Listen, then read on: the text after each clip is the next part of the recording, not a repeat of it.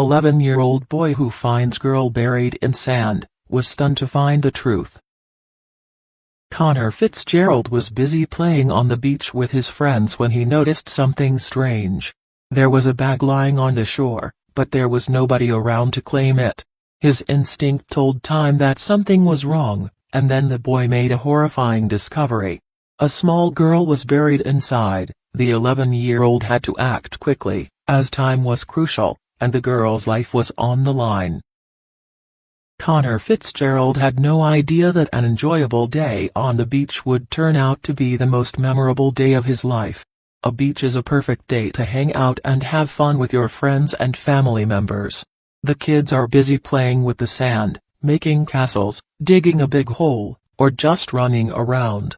Connor and his friends on that fateful day were playing on the beach when the boy stumbled upon something weird. He found it very odd that someone had left their handbag unattended and left. Therefore, the boy decided to look around for a while before joining his friends. Thankfully, he listened to his instincts, otherwise, the poor girl would have never been found. Earlier that day on the beach, a 5-year-old girl named Alyssa Bostick was playing with the sand. She was happy digging a hole, and without even knowing, the child had dug a big crevice. The innocent kid thought that she could easily fit into that opening, and went inside the sand cave. Unfortunately, the sand that Alyssa had dug out suddenly collapses and blocks the only exit, leaving the poor girl trapped inside.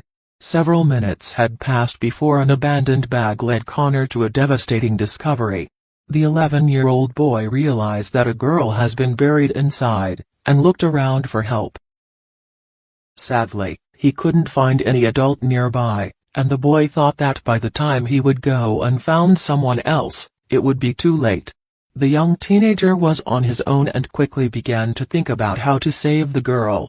Without panicking, Connor tried to figure out where her head would be and began to dig that area, so the girl could get some oxygen.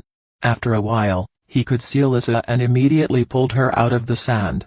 Her eyes, nose, and mouth were filled with mud, and the poor kid was unable to breathe properly. Her body looked lifeless, and Alyssa was in dire need of oxygen, so the boy did what he could.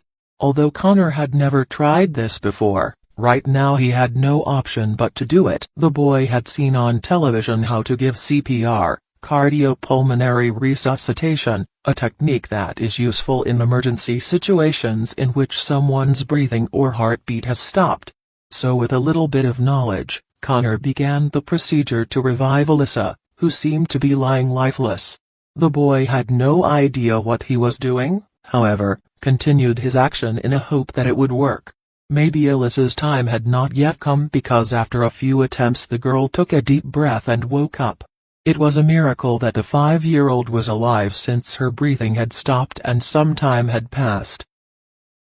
Time was crucial in this case, and thanks to Connor's thinking that the girl was still alive. While the boy was trying to help Alyssa, her parents came to the site and learned what had happened. They were terrified after hearing the incident and quickly called 911, after which the paramedics arrived and checked her. They said that if more time had passed, or if Connor had not done what he did, then Alyssa would have lost her life.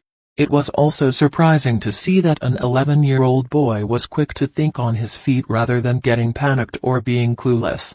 I'm glad he was able to sit back and think, okay, wait a minute, there's something going on, there's not a parent here, I know they are at least a quarter of a mile away, I need to do something, Connor's dad Tim told. Connor was hailed for his bravery and thankfully he was there at the right time to save the day.